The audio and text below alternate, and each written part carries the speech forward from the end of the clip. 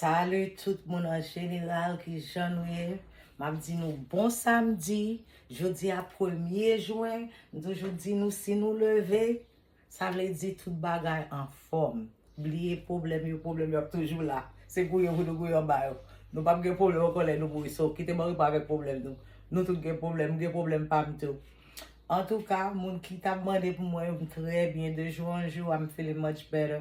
The only problem I have again, genou ça capte en merde. C'est parce que me fait opération là-dedans. Yo toujours dit même lorsqu'on douleur pour faire pas faire opération dans genou parce que il faut plus mal que avant de faire opération. À part de ça, de jour en jour, I'm getting better. Mais moi oui, beaucoup café. Mais moi oui.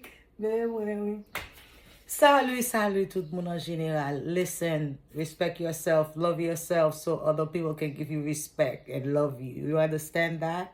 Sou pa rembe tèt ou pa brebo. Sou pa respecte tèt ou pa ka respecte l'autre monde. That's the way it is. Do what you gotta do for yourself, make yourself happy. Nobody else gonna do it for you. Ou même seman ka fè kokota. Don't help for what people saying. As long you know you're not hurting anybody else, do you, baby. 1er juin, enjoy yourself. Yes. One love, everyone. It's Queen Esther. I just wanted to say hello. One love.